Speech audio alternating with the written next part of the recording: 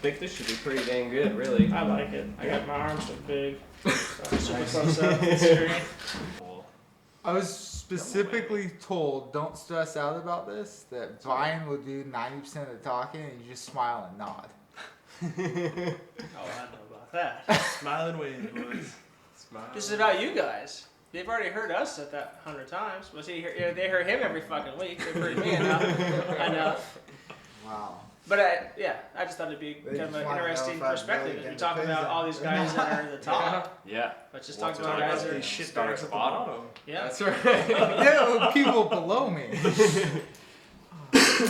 Wow. Well, what's up, everyone? We figured we'd do a little bit of a different episode this time. We have interviewed a lot of the guys that are at the top, so we kind of figured we've got 3 other guys here. One, Richard, he just got out of shooting school just a few months ago, and he's already been in the competing program. Trey's been out how many years?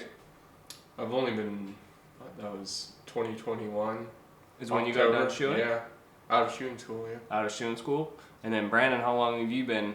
About 6 years full time. About 6 years full time? Yeah, a couple years of part-time apprenticing before that, so.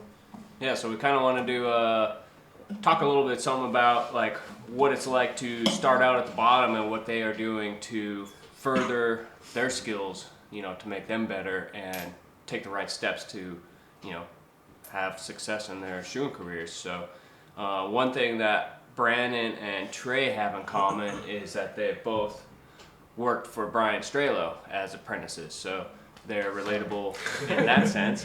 And we've had Brian on a couple times now, I think. Hello, everybody. And I'm just your friendly youth pastor. But yeah, so kind of just wanted to see what these guys have what their thoughts are about the process going in right now, and I don't know, maybe we could start with. Have you rode with other people or just Brian? Yeah. Like apprentice or? Not a full apprenticeship, really. So when I was in college, I would come home summers and winters and ride with him, and then maybe 2 years into school. Did he touch you? Yeah. There's an ongoing lawsuit right now, but so I can't talk about it. But where did you go to college? Colorado State. So what did you study? I double majored in animal science and equine science, and minored in business administration. So I met Brandon. He was in high school, and I had a sweet mixtape I was playing while I was working, and it was kind of his kind of music. And so he was like, "Oh, this guy's all right." A candy band. Well, pretty close. I had popsicles in the basement. Yeah. And so, anyways, he was going to school. He was on the pre-vet kind of track, and I talked to him on break, and I was like, "Hey, if you're going to be a veterinarian, you should learn how to pull shoes without raping feet." And that's how it started for you to pretty much, shoot horses. Yeah. So I talked him into coming to work for me for that freshman summer after his freshman year, just like learn how to pull shoes and clean his feet and stuff. And so you had no intentions when you went to college. You had no intentions of shooting horses. No, not at all. Yeah, so I was, I knew I wanted to work outside, and I liked being around horses. I grew up. My mom is a retired dressage trainer, so I'd always been around them, and it's like, this is interesting. I'd like to do something outside. Maybe the veterinary thing would be cool. And so yeah, exactly like Brian said, I had worked for him in high school quite a bit. Digging holes. Yeah, doing like menial degrading labor. If you see my shop, it's covered in cedar shingles, and he probably put up about 3/4 of those shingles. Yeah, did the roofing. So yeah, if you're ever at the shop and you look at it and see the lines like waving, I was just bored. That's what Brian did? Yeah. I don't see straight real well. Yeah. Ask any judges. Yeah. But anyways, yeah, and so he offered me to come just work for the summer and learn how to do some stuff, and just to learn a little bit. And like 2 weeks in, I was really enjoying it, and just wanted to keep at least learning that. And so kind of by the end of the summer, realized that this was something that I really wanted to get into. What changed what sparked you as far as like wanting to indulge into like going to horseshoeing competitions and seeking the path of like certification? Yeah, so I mean that was something that was kind of set out from the get-go. It wasn't just riding along, just for extra help. Like the first day in the truck, he gave me a copy of Butler's P2, and I had reading assignments, like read these chapters, and we would talk about it in the truck and stuff. And it was kind of a formal setup, always sort of pointing towards like certification being a goal. So Brian essentially was your shoeing school. Yeah, exactly. And he just set you up. Yeah, and so the goal, by the time I kind of realized this was something I wanted to do, we kind of set our sights on, working towards my CF, and so we started. I started with his help, studying and doing some forging and gearing up towards that. And so that was just from the get-go, was kind of always the pathway, was work through certification, and go from there, just because it provided. It's actually structure. kind of like cool that somebody, you never set out to initially shoe horses, but you found somebody that sparked the interest in you, and now you've like went on this whole path, and you're competing in the open division now. Yeah. And I think you even beat me in a class last weekend. And maybe, I don't know. Did you buy the judge? In the Eagle Eye. Exactly. Yeah. Solidified. You beat me in the Eagle Eye class. Oh yeah, that was the only one. But you didn't go. But you didn't. He's on a roll. You didn't go to shoeing school. Yeah.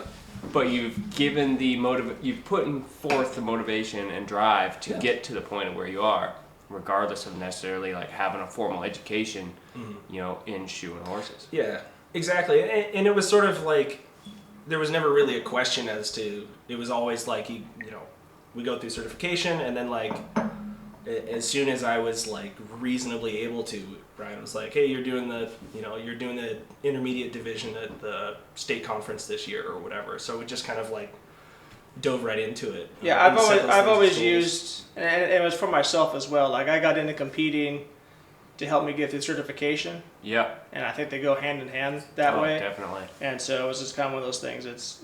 Because what happens a lot in certification is that as soon as you have people watching you work, and then you put a clock on your work, Richard and I were just chatting. Your peripheral vision decreases, and you kind of, the blinders come in place, and you end up having kind of this tunnel vision. And so when you've put a bunch of money in, you get all this stress because you want to prove to your friends and yourself and your parents or whatever that you're competent enough to be a certified farrier or whatever it is. By dropping out of vet school. And you end up passing the written with ease, but and if you have a tough time, getting around the horse or whatever, because you just don't time management. So contest is all about time management, breaking things down, and for some reason, most of the time, people are able to go to a contest with a little bit less stress. People put so much stress on certification because they feel it validates their business. Yeah. Where contest, for a lot of people, seems to like validate themselves, external or internally from or separate from their business. Right.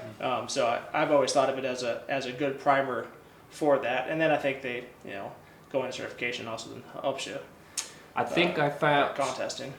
Like when I was in school, like Jeff pushed the certification first for us, and then the contest rolled around after that. So it was almost like vice versa, but obviously now it's like flipped for me, where I did the certification first because that's what we were supposed to do.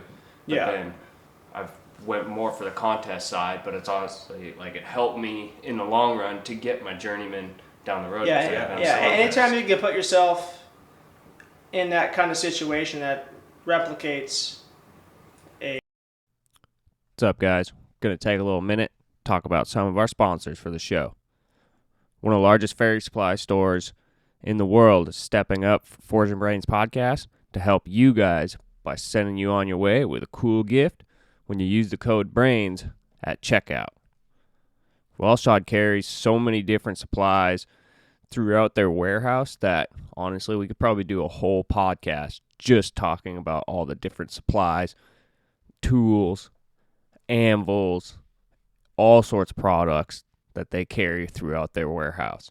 It's insane. If you guys haven't been there, you should put it on the list to go check them out, just to go see them, but also to go buy some stuff too. Their recent products they've been making in-house is anvils. They're producing the Scott anvils as well as the new Scott Eden's 200-pound anvil. I believe they've also been doing the Cliff Carroll anvils for some time as well, and John Harshbarger talked about that in his episode previously on Forge and Brains podcast.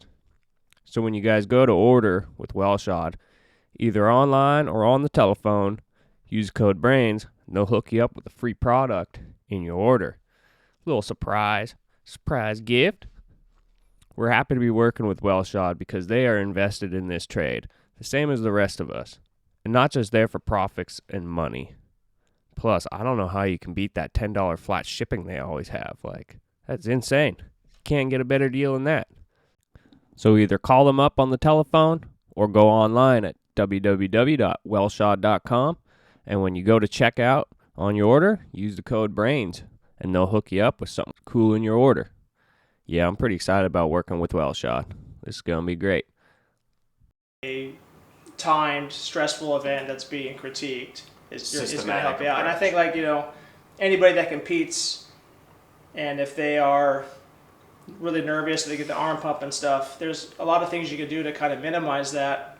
And one of the best things is just doing more of it, where you just get comfortable in those situations. Yeah. I used to get nervous or arm pump and stuff, and I might get a little arm pump like the first match play or something like that. Yeah. But for the most part, I've been doing it enough that I don't get too worked up. Secondhand nature, essentially. Yeah. And I think that's a big thing that my one sort of regret so far is that I, kind of like you were saying, like I focused so much on certification, I was kind of almost afraid to like focus in on competition because I was like, I really want to get my journeyman, and like I didn't quite grasp how much it helped you to do that. It's kind of, I think Carl Vaya talked about it a bit on his thing. Like if I had started competing even more, working towards my journeyman, I think it would have accelerated that, because it took me a bit to pass the horse, and and I was just like, well, I don't want to get distracted by competitions. I want to focus on journeyman shoes. When you had taken your journeyman, were you still basically working for Brian 5 days a week, or were you shoeing horses on your own at all at that point? I was. So it was kind of a long deal. So like it took him forever. It did. I didn't do everything at once. It was like one piece at a time, a little bit. But well, everyone's got their own journey. Yeah. So the first time I took it would have been 2018. So I had been home for like a year working for Brian, and I think I was probably still working 4 days a week for him, and then like one Friday and the weekends by myself. Yeah.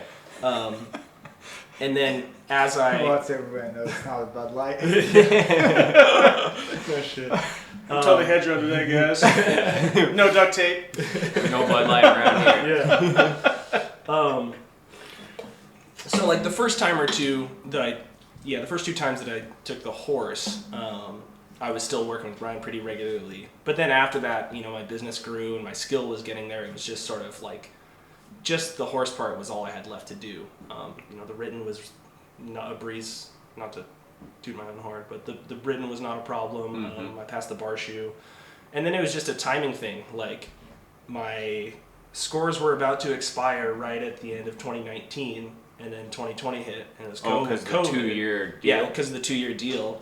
Then COVID hit. Nobody was doing any certification, so all my scores expired. So then I had to wait. It was a year or two. So basically, I had to redo the whole process. Yeah, so I had to redo everything. Yeah, and you had, because we worked a bunch, and you had a good system, and like the first time you took the test, you finished in time. Right. You got nailed up, but just wasn't at the level that was a passing journeyman job, so it was just missing. And then the next one you took it, I think you missed a heel by a 16th. Just one heel out of. How many heels a horse has? That's a tough math problem. It's 8 people. All right. Stop being the dumb blonde. And then you went down somewhere else, and I think you came long. Yeah. So that was kind of the end of that. And at the same time, I was getting into other stuff in life, so it kind of, I was like frustrated because it was a huge deal to me. Like, passing the journeyman, and I kept getting so close. I was just getting really, really frustrated and all of that. So it was already like sliding to the back burner a little bit. And then COVID hit. It felt like you were like this close away from just saying F to everything and becoming a pipe fitter or something. Go back to being a vet and write checks. Write checks for yourself. And Jeff talks all day long. Cash that money, baby. Oh, man. Chop be those toes supporting off. us. Put a wedge on. But anyways, so circled back through and eventually got in. What I ended up doing was I went to 5-star Dusty School in Oklahoma for the week pre-cert, because then I would, it was dedicated time that like that's all you did was work on, and that was the only thing. Again, the only thing I had left was. And you was didn't the have, horse. and you were allowed to fit feet all for 5 True, days in a row. Does he charge for that? Yeah. Yeah. Oh, he does. Yeah. But So it was- were you on a horse every day? Yes. Timed or not? Up to you. Okay. But most of the time it was. Yeah, we did some time go, some not. Kind of started adding time more as the week And went was on. it like one horse a day, or could you get on multiples? You could get on multiples, so it was. And then you had a chance to test at the end of that week? Yeah. Okay. Yeah, so you had, they had a couple they had like Justin Frank and, a handful of examiners and testers and stuff all there for the week. And so it started out like, make a set of shoes and we'll see where your foraging's at. And then like they brought horses in and it's like, okay, do a pair of feet and then, have someone go over it with you. And they're obviously not there to belittle you. They're there to No, help you yeah, out. it's all about helping out and understanding what's expected of you in the test. So it's very much, everyone's got a copy of the study guide. And it's like, okay, well, according to it here, like, this is X, Y, and Z is why Yep. this is good or isn't. This is why you failed. Yeah, exactly. So You you're, missed the hill. yeah, exactly. Yeah. I know that now. And so There's 8 of them. Yeah. So it was a really good, just like hype. Like that's all we did. We got up. We'd get to the shop at 6:30ish in the morning, start foraging. Everyone else would kind of roll in. You'd do a couple of horses, get people to look at it, go over that, and then forage as much as you wanted to in the evenings. And so we So were it's there. almost like you started out the process or started out the week or whatever just by like doing some horses or whatever, just kind of not necessarily being under time, but you're getting a system in place. Yeah. And they're critiquing you along the way. And it's like every time you do it, like you're starting to refine the system Exactly, yeah. and get it in order, right? Yeah, and it was especially good. Like I had tested a good handful of times at that point, so I had a pretty good system. I kind of Yeah, I think you had like a frequent punch card. You were like, Yeah, I you get know. One more That's test, why- you get that 6th Yeah, one it's for for free. free, dude. That's Yeah. a We'll talk good to the benefit. AFA You should about go on the getting AFA that one, website. Check that out. It's a good program. Yeah. Anyways, and so yeah, it was just like they're helping you refine your system and be like, okay, like here's where you need to focus, or like this thing is only scored once through the entire exam, so you don't have to be perfect on it. You just take your lumps there and carry on to the things that are more important, and just really like knowing the study guide inside and out was a big focus of it, because Yeah. that's what the exam is. Black and white, essentially, yeah, right? Exactly. You know. So And yeah. I've seen it. It's actually black and It white. is, It is yeah. black Yeah, and white, it's yeah. black and white. They're hoping to do a full color Actually. version later. There might be a copy right there. There we go. So and then just jump a little bit. Let the other guys Please, talk. yeah. But we got Trey Hayden, who I met last fall at our Fall Yeah, conference. Because And he works for you now. Yeah, How just- many days? just 1 day a week. 1 day a week. And have Yeah. you worked for other people before, Brian? Well, I met Brian because I worked with Arcadia. Whenever I moved Okay. up to the state, because I was just doing cattle yard horses out in Kansas for like 2 years. And you did that before shoeing school. Yeah, I did that before shoeing And school. your dad shot some feet horses. So yeah, he shot. Tell us the whole story. Oh, no, it sounds like you know it. All right. Trey, where were you born? 1997 March. You were born in 97? Huh? You were born in I was 97? born in 97. wow. Holy You're cow. born Yeah. 79. I've almost been married longer than you. Dear Lord. Yeah. Well, and look at me now. Yeah. I didn't even recognize you last week. You cut your No, hair. I know. I Yeah, feel, like I'm like hairs 5 on pounds his head. lighter Last on my head. week, his name was Ginger Jesus, and I saw him. It was a puddle, but he walked on water. It was pretty impressive. I was performing miracors, but it's all gone now. Yeah, if you Down the tube. you got 3 card tricks. You're a saint. It's a miracle. But anyways, I was shoeing horses because I grew up around horses. My dad always shot our horses, and I never paid any attention. And so by the time I graduated college, I went to go for one of my first jobs out of college was as a pen rider or a cattle yard rider, and we would ride horses through there. And the yard sure was doing such a shit job that I thought I could do this better for free, knowing nothing. And I told my dad, I'm It's like well, some horse owners. Yeah. Well, and Farriers. this time it was actually true, but no, because they were losing shoes left and right, and I was tacking stuff on for other people without And then they knowing. would stay on. And they'd stay on the whole time, and so You like, use all those nail holes. I know when you use all All 15 Set 'em weeks. tight. No, we only did. Fortunately, I had really good basics. Like it was always fit with the 16th perimeter fit all the way around. You know, there was no expansion on the heels or nothing like that. But those, Yeah, but it's Kansas, quarter horses. Yeah. those horses stacked heels. They Yeah, just it's like grew Sheena like soup soup can. cans. Yeah, that's exactly what it was. Cream But of mushroom is my favorite. the only reason why they'd ever get shot is because at like 5.5 to 6 weeks, the shoes would literally come in half because they're on concrete, all Yeah. just Wearing getting out. used constantly. So, anyways, and then I didn't want to pay some guy $80 to shoot my horse Yeah, that's whenever I could ridiculous. just go buy. That's ridiculous. I know. Oh, that's poor guy. I'm like, box of shoes is like it was $4.60 I heard a that pair guy's back then. I I'm heard like, that guy's a Walmart greet in Wichita now. yeah, Yeah, that's tough. He got a blue vest and a yellow tag. Oh man. it suited him better. Yeah. But yeah, no. So, anyways, I started out with that, and I had my dad finally. I paid attention while he was shoeing the horse for that time a couple of times to come down. And then he gave me a cavalry horseshoers manual and said, like, stick to this, the parameters in this. Oh boy. He's like, if you can't shoe horses after reading this thing through, you might as well just give up. No Yeah, kidding. So, and those were great standards. I mean, there was some When weird. do you reckon that cavalry I've got was it.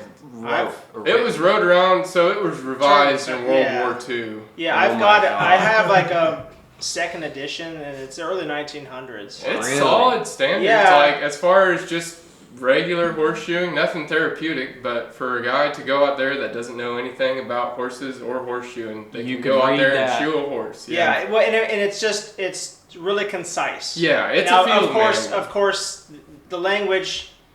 It's pretty you know, dry. is well, there's that, but it's also they use words and terminology that we don't use today, just because they more had of the of you a know, better understanding. proper English, Yeah. you know, of understanding Yeah. of the English language, but it's still it is technically sound. Yeah. And I was doing a paper here this year, and I referenced it a few times just based on It's a good you know, book. because it was used for years. Does and it have years. like a good understanding of the basics? Yeah. Yeah, I mean that's all it is. All of yeah. us to a degree. was teaching U.S. military individuals how to shoe the mules and the horses that were used to move artillery and Yeah. Yeah. troops If and they all lost that it. stuff. They Yeah, need so to I be mean it's sound, yeah. just good. You know, it's no different than like $1 a Wheatley, but like Trey said, it's just like a how-to of how to like trim a foot or whatever. It's not like $1 a Wheatley. Those kind of books had a lot of diseases and lamenesses. Yeah. This was Okay. just a primer Cut for and shoeing. dry. You know, like Butler's book where he shows how to restrain a horse and Oh, that, you know, it's a lot like Yeah. that.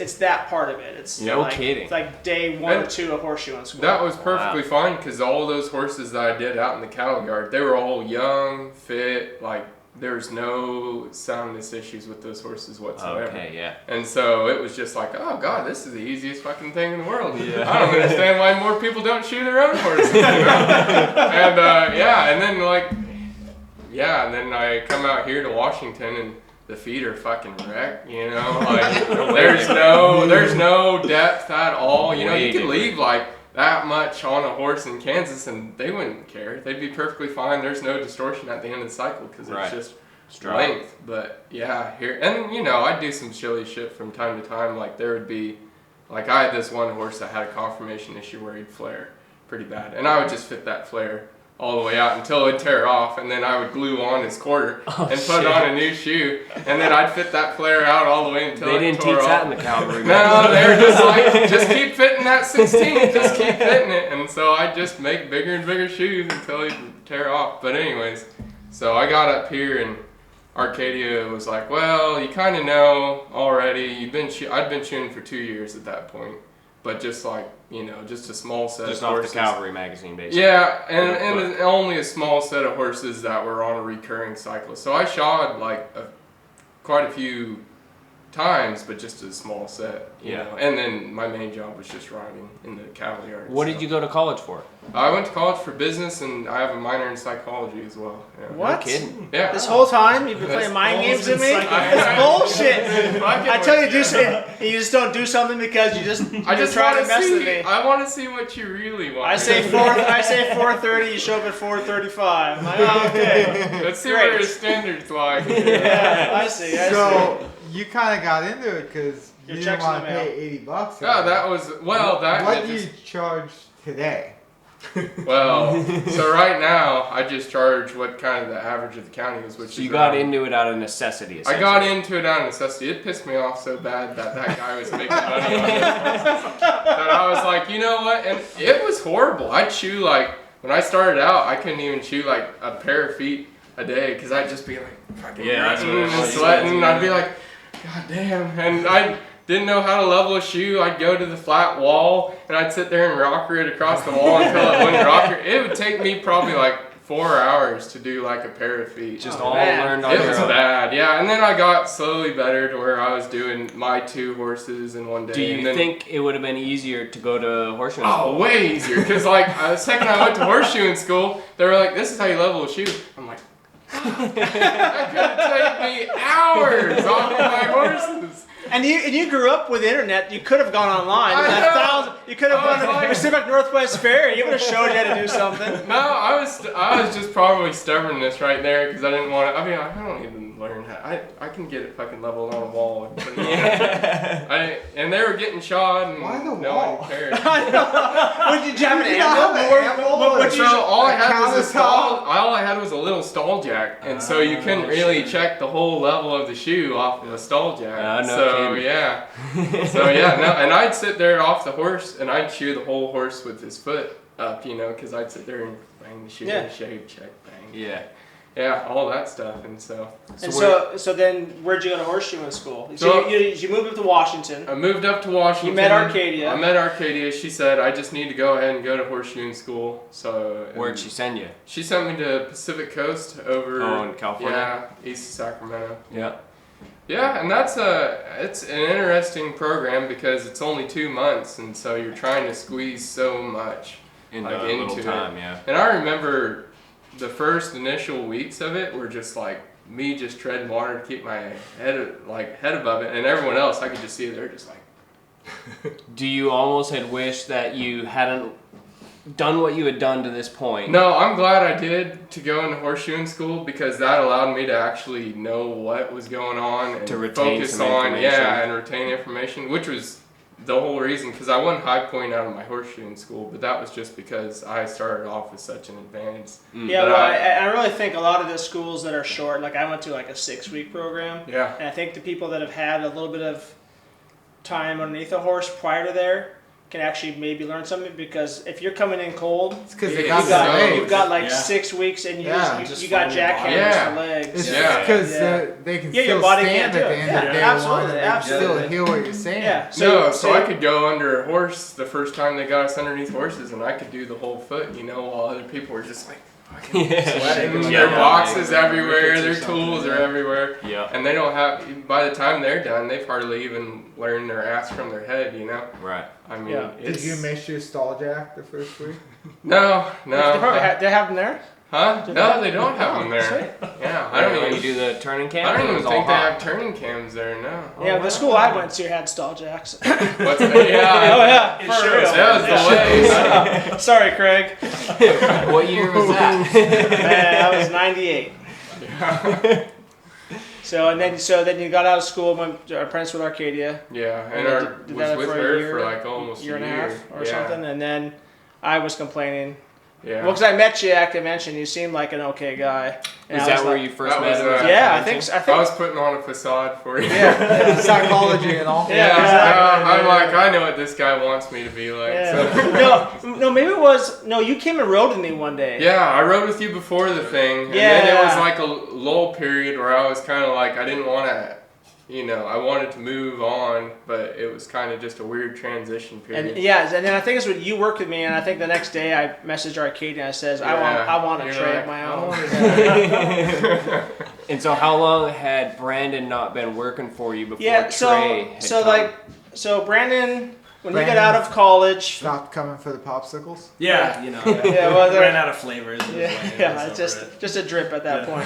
point. But he I want to say so 20. I think I worked mostly full like 4 days a week from like 2017.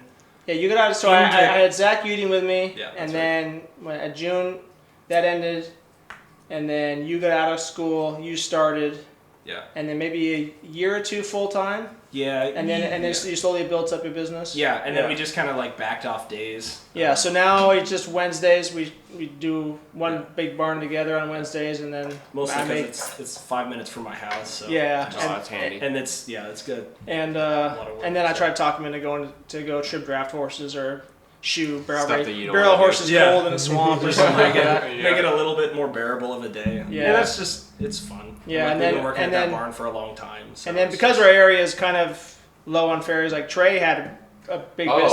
I've been slammed like, since the time I got out of horseshoe school. Yeah. Like any day that I wasn't riding with Arcadia, I was because I was being stupid about it too. So I was working at like 7 in the morning till like it was the summer too, so it wouldn't get dark till 9. So I'd work till 8. And I'd be like, Louise, man. yeah, and I was doing that every day, and I was working weekends, and I was like, man, my fucking arms are like asleep, like for 2 or 3 hours. That's the thing too. It's like I didn't know how to sharpen any of my tools. Like that was just So you're something working that harder wasn't than you covered. needed So to. I was just they were dull as butter knives, and so I was just slogging it through there. I was jerking And this all was my wrists. at the point of after shoeing school then? This was after shooting school, yeah, and so I was just wrecking my body, but and then there was this kind of lull period where I was moving, and Brian was thinking about taking me on as an apprentice and that, so I filled up. Even all those days got quickly filled up. I had to actually let people go whenever I went to go ride with Brian. Has it been much more beneficial for you in your practice to get rid of some of them horses and Hugely. take the time and now work with Brian? Yeah, absolutely, 100%. I think every guy, like, until you, like, I don't even know, like, I don't know where the stopping point would be because there's just so much to fucking learn. Well, hell, I mean, Brandon's been a journeyman for how many years now? 2? Yeah. 1 or 2. Yeah. And there's always something to improve. And that's people always ask, like, why do you still ride with something? Like, well, 1, it's fun. Yeah, And it we keeps talked you- about it's when like the only Yeah. days. Popsicles. Yeah, popsicles are great.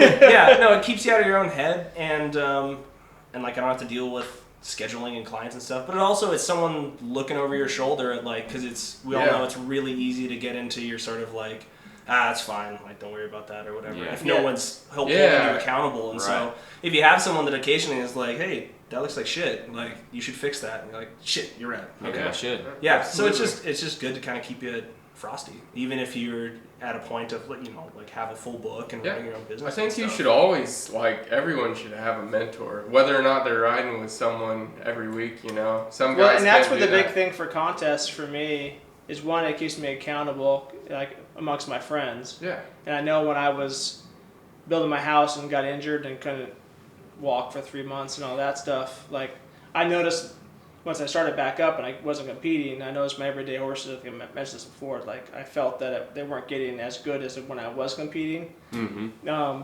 And so just getting your work out in front of other people and getting their opinions on it and see what holes you've created. Yeah, 100%. If Yeah. I was shooting like I was a year ago, I'd be terrible. You'd I kick mean, your own that's ass. the other thing, too. You don't even realize how bad you are unless you have someone else, like, helping you see that, you know? It's something also I think about from time to time, like the day and age now where you get out of shoeing school and it's so expensive to live, right? Like Yeah. rent is so high nowadays, so it's like you get out of shoeing school and you're like you just got done You paying have to look. X amount of You're dollars, broke, so you like spend it all. taking on so many, you got to take on what you can. So it's almost like and when you get out of schooling school, somebody like for me, like if they're coming out, it's like, well, I'm not going to be able to pay you a ton of money because you're still kind of green in that sense, right? Mm-hmm. So I don't know, it's a tough.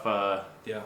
That's the other thing too. You can kind of market yourself. You're like, hey, I know I'm new, but I'm still pursuing continued education. I'm riding with someone once a week. So I'm really working hard and making a lot of sacrifices to make sure I'm doing the best for your horse. Versus just showing up. Well, for and then you also don't you? And you're like a recipient of the Doug Russo 9-Finger Award or something too. So you're able to slide that in there. I'd be like, I'm a person with disabilities, but I'm still making it work. Absolutely.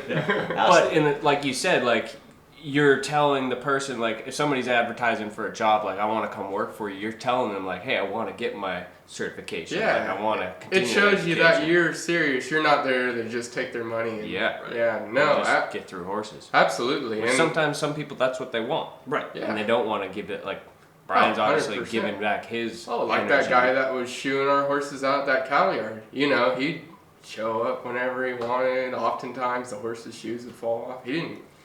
Yeah, he was he's just there for doing the it. paycheck, Yeah. And he wasn't even He showing probably up didn't for enjoy that. it that much. No. He spent he spent probably half the time shoeing, half the time just bullshitting with people. And I was just like, man, this is just.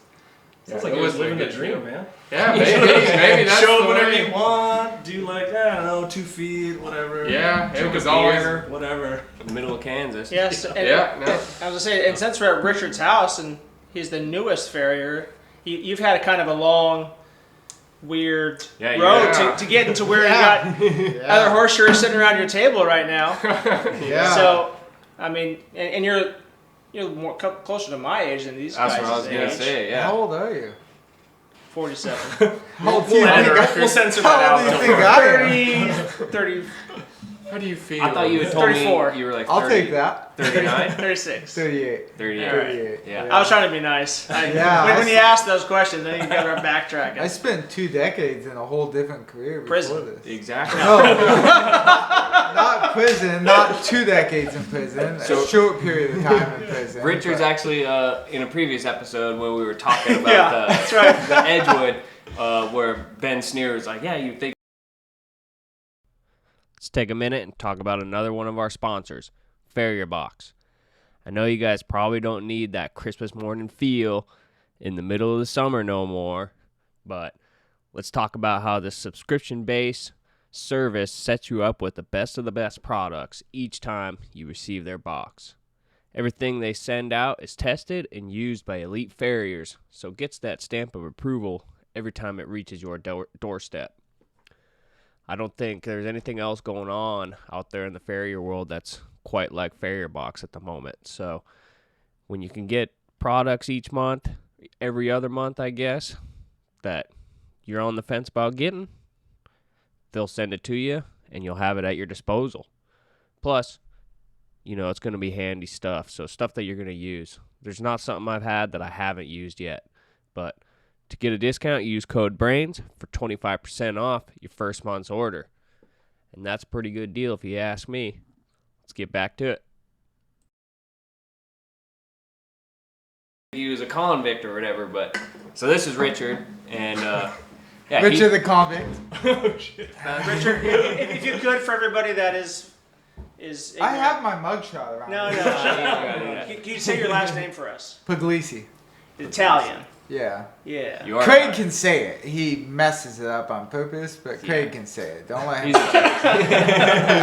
He gets my first name wrong too. So. And so That's also on purpose. Exactly. And so, when did you start your farrier career? Like, how long ago? So, interesting story. Have horses.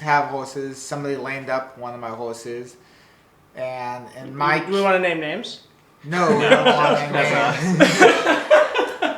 But we will take his customers whenever they're available. Anyways, the horse wouldn't step out of the stall for a few weeks. And in my county, the standard for further education and knowledge is kind of low. Yeah. So as I searched for help amongst other people, I realized that a lot of farriers just wanted to be able to go to the bar at the end of the day. Yeah, That's what they wanted. They didn't give a fuck about the horse. And I was riding with a trainer, Nick Donahue, and he shoes the horses in his barn. And what kind of riding does Nick do? Western Stock Horse. He's Okay. on the board for the Western Stock Horse Association. Nice. So he invited me out one day, and he brings out this old gray horse with skin cancer, and you can tell that this horse is like, it's near the end of its life. It was a lesson horse, and now they've been supporting it for 12 or 15 years. And I watched them pull these shoes off, which had pads and dental impression, and that horse checked the ground like 7 or 8 times before he put his foot down. You could see he was obviously uncomfortable, and I watched Nick make that new pad and put that dental impression in. That horse checked the ground one time, put his foot down, and yawned. And I said, I want to do that. And So you just saw. So you want people to sleep. yeah, So I just used roofies That's- in college. Roofies and and went right. It was like, popsicles. oh, just go for it. I It's like me and Bill Cosby. That's why he stole those things. So pudding pop, baby. basically I seen purpose in it. What I did for 20 years, there was no purpose in besides making money, and Yeah. So what did you do prior to? I was a drug dealer. Yeah, I grew cannabis for 20 years. Before back it was then legal. we called Before it it was legal. marijuana. Before Inslee struck that word from the law, it was marijuana, but now it's cannabis. Oh, really? They struck marijuana from the law? Yeah, here? because it's racist. So For who? the word marijuana is stricken Towards, from, like, yellow plants? law lecture. Like if you look up the RCWs and shit now, Yeah. it's all cannabis because marijuana was a racist and derogatory term. To whom? No. What race? Well, Well, I wonder if it's like we can't so in go other there. in other states like marijuana is illegal, right? Yeah. So maybe because like so if they say cannabis, like oh, it's a more I don't know, It's Like, stupid is what it is. I It grew is weed stupid. for 20 Anyway, years yeah. is what I did. stupid, but So I decided I was going to shoe horses, and through Nick and a couple other people who knew somebody that kind of did clinics, and I went to one of his clinics. It was a trimming clinic for 5 days in Virginia. And the cool thing about clinics is like you're forced to produce, right? Because if you don't produce in a clinic situation, people don't come back to clinics. do you remember who the clinician was? Yeah, we're not going there. Oh, was it not very good? The story gets deeper. So I had asked this guy, I said, so like if I want to do this, what's the best route to go? Like do I go to school and then apprentice, or do I apprentice and then go to school? And he says, well, don't go to school, it's wasting your money, they're just going to teach you bad habits. Give me $5,000 and come live with me for 2 months. Oh yeah, I remember you telling me this now. Yeah. And I did that. $5,000. I went there for 2 months. I was supposed to come back and know how to shoe horses. And the time I was there, I shod 7 feet. I've never ever heard of somebody being like, yeah, you can come work for me and apprentice for me, but you have to pay me. Oh, to I work paid. for me. I Which paid. I've never heard of that Yeah. ever. It's a great Like, idea. No, It is, but it's like Siri, write this down. I so crazy. I to did me. learn some things when I went into school. There was some things I was better at just because I practiced, done more of it. Yeah. I had my legs, etc. Yeah. But the last conversation we actually had was him telling me I was going to be a failure and never be a farrier, which for me is like, That's fire. yeah, Yeah. okay, let's see. So I came home and I rode with somebody for 2 days and had a similar experience to what you had. And said, oh fuck, Washington's a little bit different than Oklahoma. I mean, if we were taking soul out of foot, we were doing it with nippers. We weren't using fucking knives. We No. weren't trimming frogs. There wasn't thrush. It wasn't close to the same. No, there So I wasn't. Yeah. started researching schools and ended up watching your podcast. Oh, yeah? Actually, watching a 3-hour podcast with Butch, and I called Butch and I said, if you ever do another damn podcast, make sure it's not 3 hours. Those are the good ones. I love the longest podcast. Which the one better, was in my that? Was opinion. that the tent? Which one was that? Yeah, the tent. Oh, with Yeah. Kurt. Yeah. Oh, so recently. the best- It feels like it was yesterday. No, the best part about that Was I is there? I told Butch later, I was like, yeah, I was pretty impressed. Everybody's getting smashed, and you only had 1 beer. And Butch laughs and says, yeah, it's because I changed my beer out when they cut the camera. He played me. No, went to school with And Butch. you got he got the psychology major. Yeah. Went to school with Butch, and in like week 3 of school, Butch said, Butch is smarter than he looks. he is. Yeah. Well, he That's a doesn't good look- compliment. He doesn't look He very puts smart. off this Or, persona. or that as I'm or as like, Craig so aptly put it, he goes, I bet Retard he's strength. got, I bet he's got retard strength. He he does. puts off this like persona that he's kind of like a big dummy, but he's smart. He's smart. I know he's a lot smarter than he portrays. And he got me to go to my first competition. as a student, week 3. Mm-hmm. That was the That's one right. up in Washington here, right? Centralia. So that was with the Carl. spring contest. Yeah. Yep. So just Oh, a few yeah. months ago. So Yeah, just Oh my just God. that was May. Yeah. So And we're in August, early August here. and I did okay in that, kind of grading on my shoes. I was right about middle of the novice pack. I and mean, it's also- you were as skilled as some people at the novice who'd been shoeing for numbers of years. I wasn't gonna say that. I'm just saying that's where novice But is. it's also like you've only been doing it for 3 weeks, so it's also like what can you expect at that point as Right. well, right? So Well, like, one of the best things that Foz does is in that event you had a team go with an open guy. And the open guy had to build a shoe, and I had to build a shoe, and the open guy could talk to you, but he couldn't hit your shoe. yep. And I got paired up with Jesse Wilson. Oh, great. Yeah. I didn't know Jesse, and Jesse didn't know me.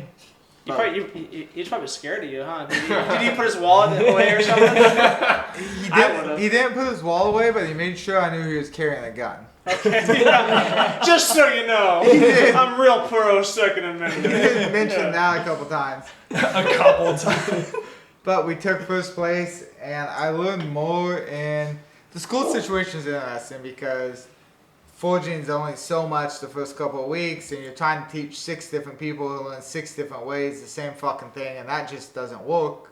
It works to a certain degree, but Yeah. Everybody has their own same. learning styles, right? But yes, working one-on-one with Jesse for that 1 hour, like helped. the way he measured his shoe that day is still the way I measure my shoes today at the anvil. Like just little things that made the whole process Right. quicker. So even when I'm making a shoe at the horse, I'm still measuring my shoe that same way. Same way it is, yeah. Because instead of monkey fucking the football like this, I have a straight. If you use a Nerf ball, it's a little easier No. because it squishes. Yeah, So you can kinda kind of you can drive a hole into it. core a hole out of Yeah, it. yeah. Yeah, that's nice. But It's called a flesh football. It's dishwasher safe and fun for everybody. that contest thing. Learning all sorts of things Oh here. yeah, we got you. Don't worry. I'll tell you the prison hacks later. How to make a burrito and all kinds of shit. Make some toilet moonshine. Yeah. Let's do this. It's Yeah. not a big deal. Yeah. We'll school you. Actually, there's some Funyuns down here we can use. Then I went to WCB a couple weeks later. I graduated May. What made you decide to just jump in and go WCB when you were still in school? I was still in school. You I went to skipped that- a day of school and But flew out to that's right, WCB. Madison. Yeah. Right. Yeah, you laughed at me in the van because I was studying strides of a gait because Yeah. I was sure that was. He says, "What are you studying?" I was like, "The strides of a gait, like the first step of a gait." You thought that was gonna be part of the contest? Oh, she would throw weird shit like that. No, she's like, talking I'm about studying. He's it talking in about flashcards. the test at school. Yeah. Yeah. So Oh! I thought you were studying for the contest. no, I thought you that just, week just in, in case. that Yeah. week in school we had to be able to like identify all the different gaits, 2 beat, 3 beat, so forth. Oh yeah. Well, she would throw weird things at us. So one of the identifying things that we were studying was like the first step of a 2 beat lateral gait. I was like, I'm sure she's gonna put this shit in the test. So I'm studying that. Brian's like, man, I don't even know that shit. I remember like going over it in school, but I was like, Well, let me tell it's you, in one ear, out the other. Yeah. Like I can It get was I can not know on it the for test. a test, but after that, it wasn't on the test. It wasn't on the final. Nothing. And Craig didn't ask you about it at the contest either, huh? Nah, as long as That's you're not good. wearing Uggs, Craig won't talk to you about feet. I can tell you damn sure I wouldn't have been in the van reading the book. Me I myself. still had to pass the test. I paid for the school. That's true. I still had to pass the test. So, like week Props to 3 you. in school, we were at a barn, and I found out my grandpa had lung cancer. Mhm. And Butch said, take some time out of school. And I said, no, my grandpa would want me to see this thing through. Yeah. So that kind of lit a fire. And we had somebody else that had been in school, not been in school, he'd been shoeing for 1.5 years. And they always kind of pitted us against each other in challenges. And he was kind of very confident in himself. So what's his name? No, I'm just- I'll tell you his name. He lives down the road. So between that and between like wanting to hopefully finish school before my grandpa passed away because it was stage 4, Mm-hmm. and wanting to be able to tell my grandpa I did well in school, like I studied my ass off. I practiced my ass off. I did the best I could, and I graduated with. Actually, I graduated top of the class, That's good. Nice. and I think it was like a 92 or 93% grade And average. so Butch obviously he instilled like, let's go to these contests. And me and Butch argued the whole time through school. did you not want to go to the contest, or No, I wanted to go to the contest, but I started working with Butch like week 3 of school, outside of school. Yeah. So me and Butch kind of had like a different relationship and different dynamic. has this been helpful for you though? Oh, it's been great. But what was funny about it is like perspective is the hardest thing. What you see and what I see are two different things. But if we can articulate to each other what we see, we might come up with a perspective closer to Brian's, right? Mm-hmm. Well, I'm not real good at articulating my perspective, and Butch is not real good at articulating his perspective. So I remember one day that Charlie and Joe were there, and Charlie Sayer says, "Do you and Butch even get along?" And I said, I love Butch. He's my brother. Why? And she's like, well, it sure doesn't seem like you guys get along. I'm like, oh, we'll be fine later. Yeah. And we hug at the end of the day, and Butch says, well, do you understand I hold you to kind of a higher standard than everybody else? I said, well, that's great, Butch. You hold me to that standard and tell everybody else not to talk to me. Because when they tell me to do this, and then you come by and tell me it's wrong, or I shouldn't have done it, or I should have done it differently, then it makes me feel like I'm the idiot because I did it. You want to hold me to a higher standard, like hold me, make me, for lack of a better word, I think for the day. that's what a lot of people. We don't use that word because of prison. It's very dry. Right. Yeah. I think a lot of people, like in the early stages of their careers, kind of like with social media these days, kind of get caught up in that where they're trying to seek advice from people when so many people, like you go to like some of the pages on Facebook, It's like 1,000 opinions, man. and you get thousands of opinions. So it's kind of like what you're saying. Everybody thinks they're a comedian, but I'll tell you And- what, it's only one here. It's only Brian. Everybody's like putting in this input, and you're almost like, I don't know what's the Yeah. right answer here. But like you almost need to find the person that is going to give you the right Yeah, answer. you gotta find your phone or friend first. Well, and you and found that with Butch, right? Even in school, we have that day we had 3 different instructors, right? Mhm. They're all good in their trade, Yeah. but they all have a little bit different perspective, and you start to feel like a ping pong ball. Yeah, and I think One that of them happens, says the shoe's good, the other one says the shoe's not, or so forth. that So happens for everybody in Yes. their stages of the career. you have to right? work through that and figure it out. Yeah, And that I happens. still work with Butch. Every other Tuesday I'm with Butch right now. Mm. Every Yeah. other Tuesday I'm with Jesse Wilson. Every Wednesday I'm with Jesse Wilson. Yeah. And Butch still rides with Jesse. So Butch will take a week off and go ride with Jesse, and is still continuing to learn and better his craft and learn from other people around him. So their styles are very similar. So when I go ride with Butch or go ride with Jesse, I don't get a lot of that conflicting. It's not conflicting. Yeah, it's similar. Yeah. But And I'm conflicting on whatever time of the day it is. I'm not eating the fucking popsicle. Yeah, no, Yeah. you don't have to. Yeah. Let's give you the stick. But so that's kind of my story. Is I went and I apprenticed with Mhm. somebody for 2 months that I paid to, and then went to school, and now I ride with That somebody. still blows my mind. Yeah, it's, Blows good. It's a my good mind. gig if you can do it. He was actually just in a podcast not long ago. You should listen to it. Oh no. He'll tell you why the American Farriers Association is a bad thing and how they don't raise the standard to hold people accountable. He spent an hour and a half talking about that. Sounds like he should be.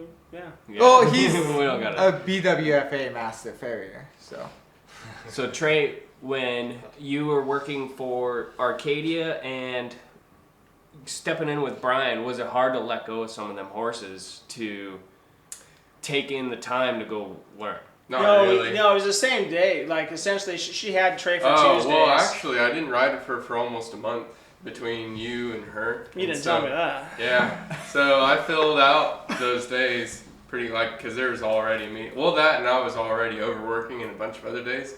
So I took like clients that I was working on weekends or late afternoons and went right into those days. So they were actually on a normal schedule. And then I just pretty much took the clients that like were the bane of my existence and just dumped them off. And I suppose with a business degree at that point, like you're probably pretty savvy with saving your money. And well, I don't know about that. And I being- can tell you a million different ways to save your but money. being able to live and survive, right? And then you're Oh able to yeah, kinda I get- mean it's just like knowing what you should do. It's just a matter of taking your own advice. But it definitely helped in the business itself, though. Like I had no problem, like figuring out what my costs need to be, and I ask around the area and ask for other people's advice and see what. Yeah. I try not to do anything illegal, but you know, I mean. That's the best stuff.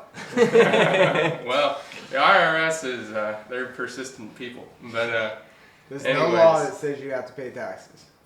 I wish. Tell that to the IRS. Yeah, They as should Richard think Richard De Niro said in The Untouchables, what did they got? Nothing. They got nothing.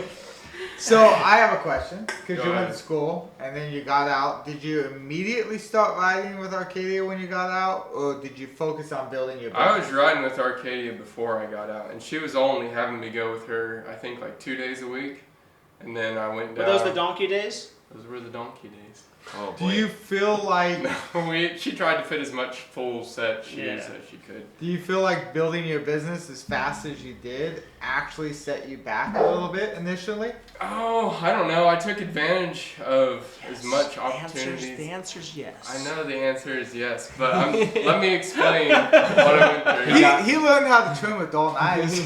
So yeah, exactly. I can trim a foot with a butter knife. I can but, teach you how to sharpen. No. We Richard can do it with a Coke spoon. Prison, lots of prison shanks. So give me a toothbrush, saran wrap. And we can No, trim I mean, the foot. you can ask Brian. There's like a lot of stuff a lot of bad habits that were reinforced, you know. And there's weird stuff that I had like back when I was just reading the Army Horse Shearers Manual and doing nothing but the straight foot horses. I felt like I was doing some stuff better then, but I felt like moving to these whole like, different feet here, I was just kind of lost, and I just adopted different things that I wasn't doing before, and then sort of like had to forget some things coming back with Brian, because you know Brian's just like, it's okay, you don't know what you don't know, but like I was doing some stuff that was like pretty basic stuff that I should have been catching myself on, and that was just part of the. So it was almost holding you back a little bit. Yeah, well, yeah. So,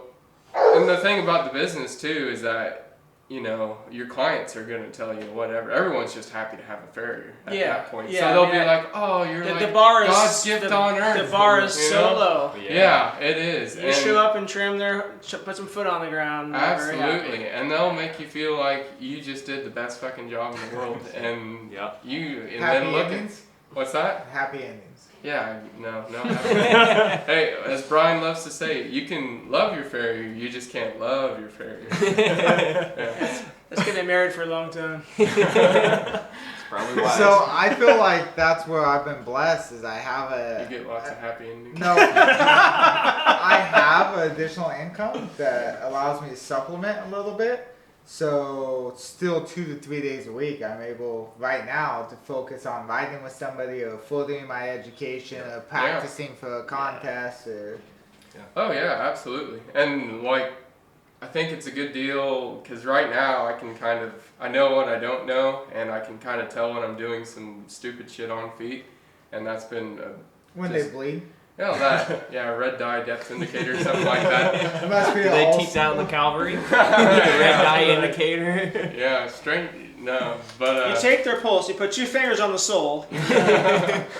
I do that every now and again. Well, there's an abscess down here. You can tell by all the blood. Yeah. well, that was the great thing about like the Kansas feet. They're so you can leave like a good amount of depth on there. Like if you're taking them that low, you got to be like actively ignoring the warning signs because you're just like, all right, that seems like a lot of I'd foot. say you're having a good day of sharpening your knives if you're able to get them that low. Yeah, well, the sole there wasn't it's sure very for us. obvious what's good sole and what's like, you know, Dead.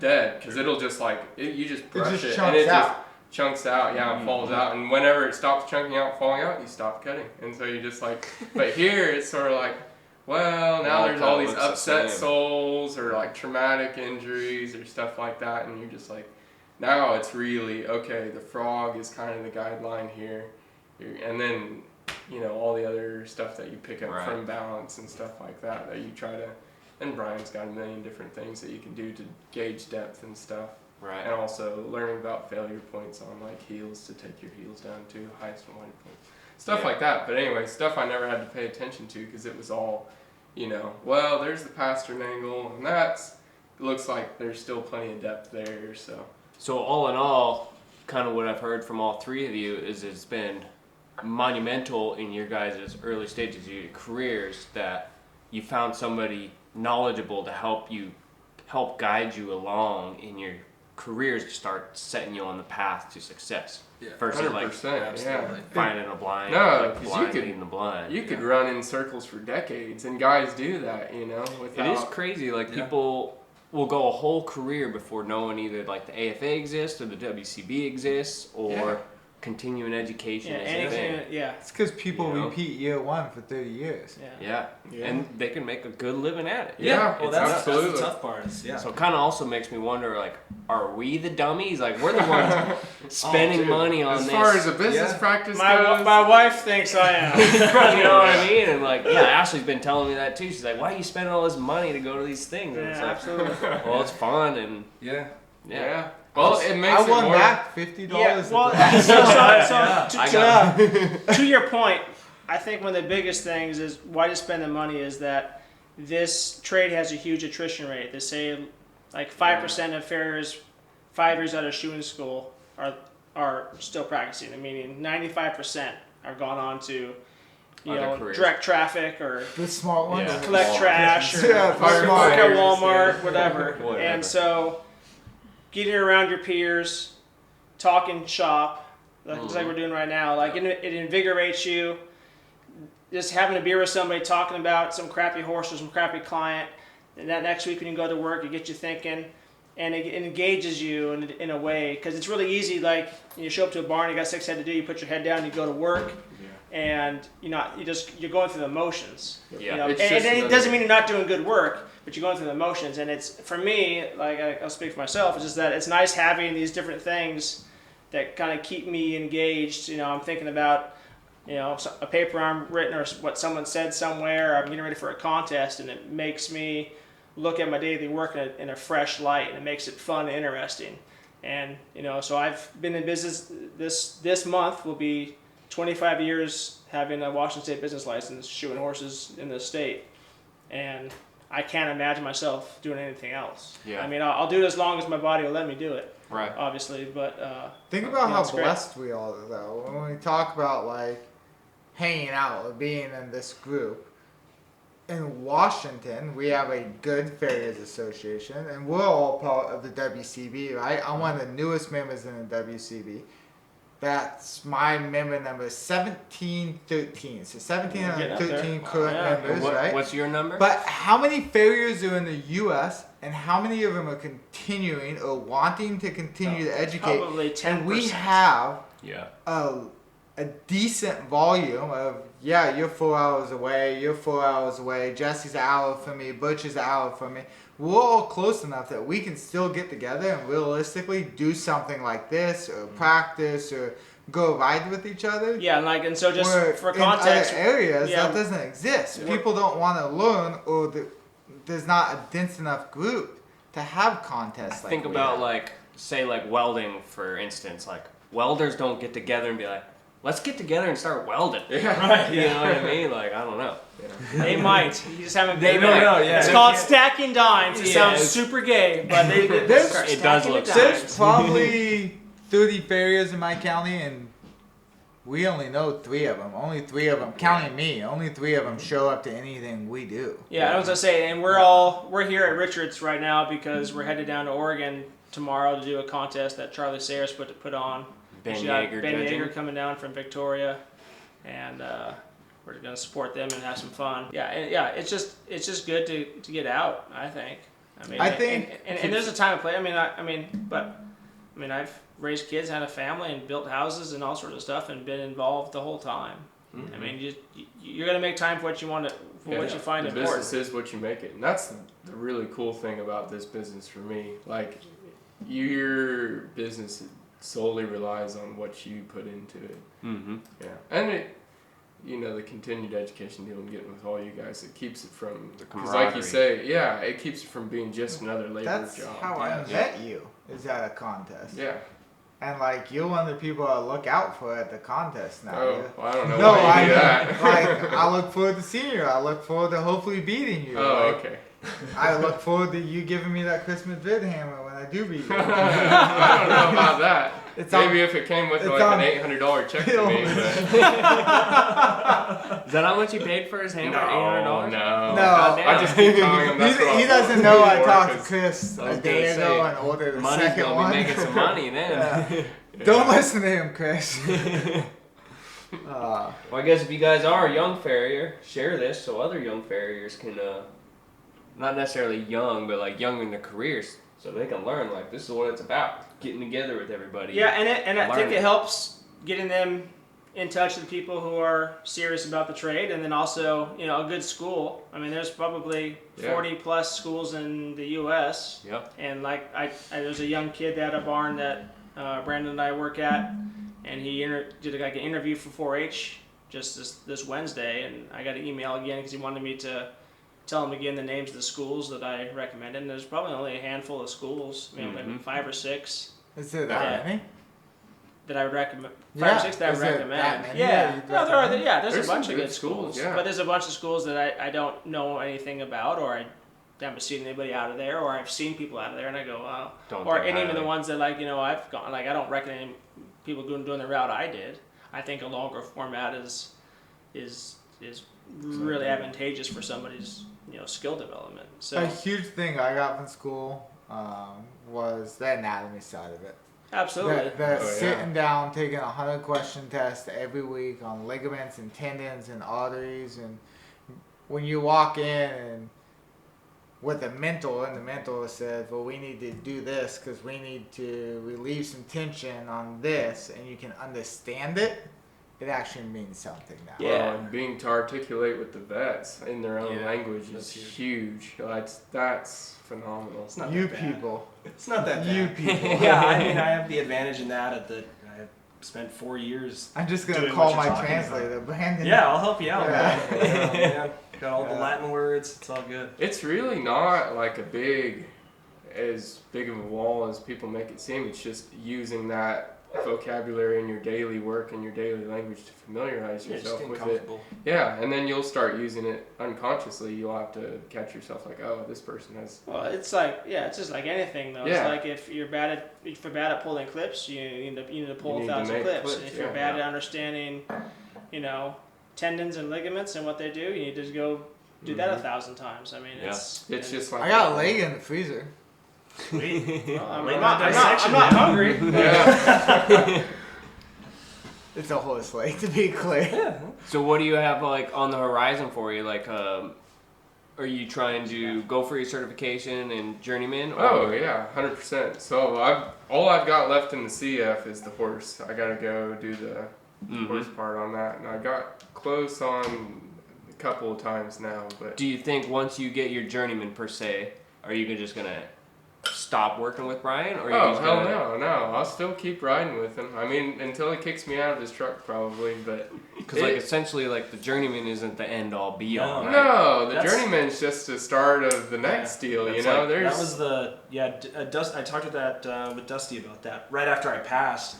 Like you build it up in your head as you're like, yeah, I'll make journeyman. Like that's the top man. Yeah. And then you get there and it's not a summit. You're like, you look down and you're You standing. really at the don't edge of feel this, much different. You're standing down at the edge of this black hole, and everything down there is what you don't know, and you're just like, Yeah. you still don't know. No. how did I pass the exam and still don't understand so much of this stuff? But Yeah. it gives you a starting point to be. I like, mean, that's okay, still how I feel. Yeah. You know what I mean? Oh, yeah. Yeah. And It's an incredible trade. You can make it as simple or as complex as you want to, and it'll meet you every way, yeah. Like, that's been the coolest part for me, working in this industry. It's just that So- the business is what you get out of it, and you're... In your position now, working for somebody, what is something that you think would make it easier, like being an apprentice or working for somebody? Like, what is something that you would think would be easier? One, don't have an ego. So, like, whatever guy you choose to go ride with, it doesn't matter. Or if gal. Or gal, Or sorry. Well, now we know Sorry, what you Brian. identify Yeah. as. We are in Washington. My bad. We're getting used to that. But, no. It's, like, even if you think that they can't teach you anything, like, you need to remove that ego and just take everything that they... Was that hard for you after, one, shoeing horses uneducated at the beginning, going to school, and then setting up, almost building a book of horses, and then going to work for somebody? Was that hard to set an ego aside at that point? No, I mean, I don't have a really big ego attached to like any of my work, I suppose. If you saw his work, there'd be no. Yeah, you'd be like, I don't even want my name associated with that. I feel like you should be all paying right. me to take that hammer. His touch stamp is Casper the Ghost. You may be the wrong person I'm asking this question Probably to. so. Yeah. No, I didn't have any because I knew so little. Like, fortunately, my dad, and that's something I didn't mention. Like, we were involved in the KFA.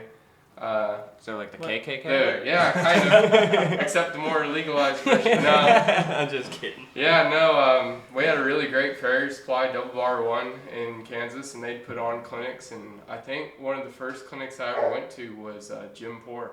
Oh, dang. Yeah. No, Decent. he came out there. He showed us all his little twisted gable Damascus knives and taught us how to, And I remember I ran a sledge for a guy there for the first time, and he was like, "Yeah, no, go for it." I'm like, "I'm gonna screw something up," and I whacked his anvil, and so I made a dent. It's just like at my house. Just like at your house, except I didn't like physically injure him. But yeah, no. So fortunately, I did have that. So that was like all right there from the very beginning. I don't even think I was very old back then, but it was just like Not very I think that's huge though. It's like a glimpse at the bigger picture. Yeah, I saw all these guys with their forges and stuff, and then like for like 4 years, like wasn't even hardly working around horses or nothing. So when I did get back into where I needed to start shooting my horses, I was like, I kind of had a glimpse of how little I didn't know. Mm-hmm. And plus I also had another guy working there at the yard. He apprenticed for a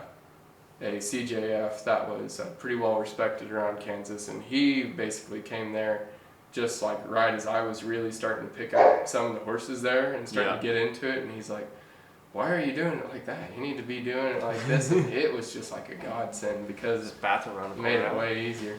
This way. You know what I just realized? But yeah, I'm the only person here that hasn't been to college. But prison, it's like It's got the it's almost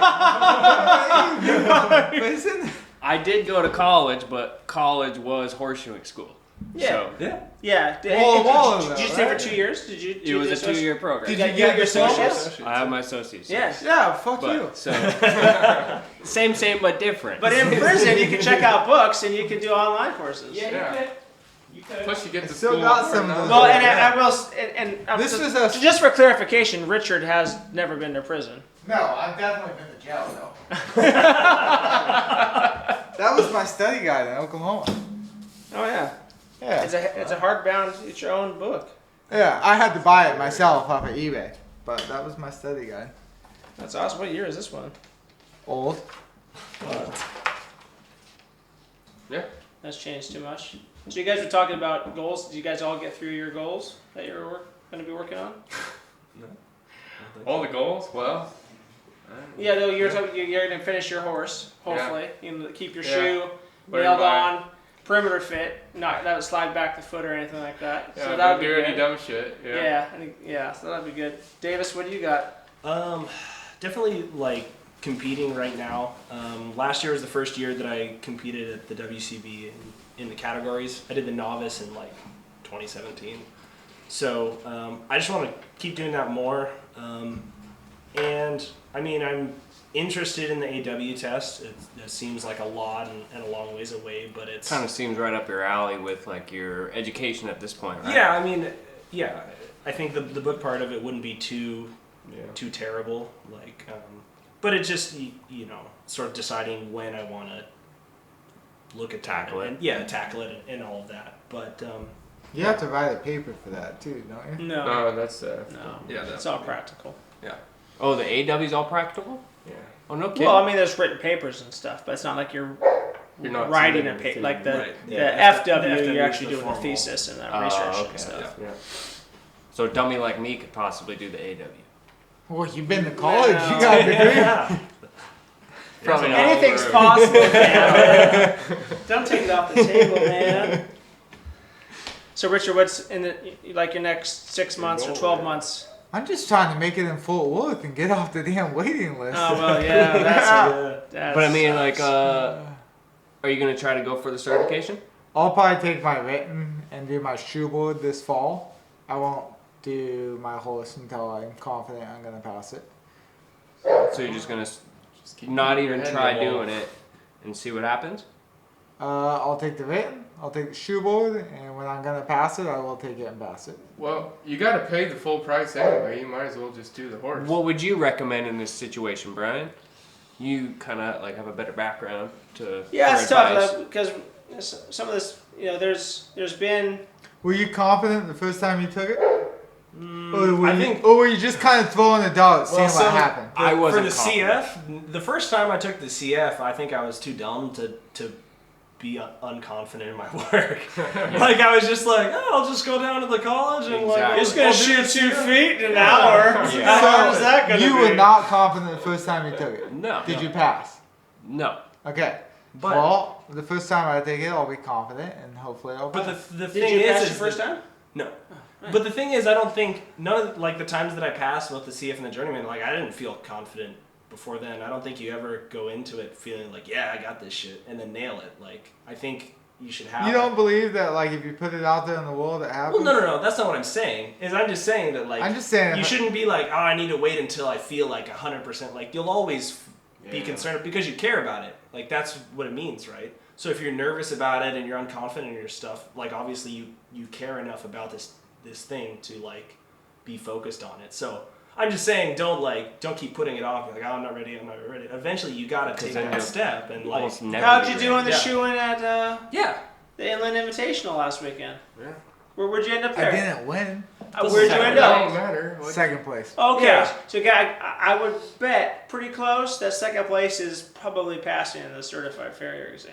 So it's like the first time you It might take be. it. I'm just giving you a I was reference. nervous as shit for that. That was my first shoeing in a competition. Yeah. So I have Gavin on one side of me, and 6 other people who, Just hanging like, out. I respect, pulling up chairs and just watching. That's And then like Jake Engler is like sitting under my canopy in the chair. I'm like, you already gotta judge me. Do you have to judge me the whole damn time?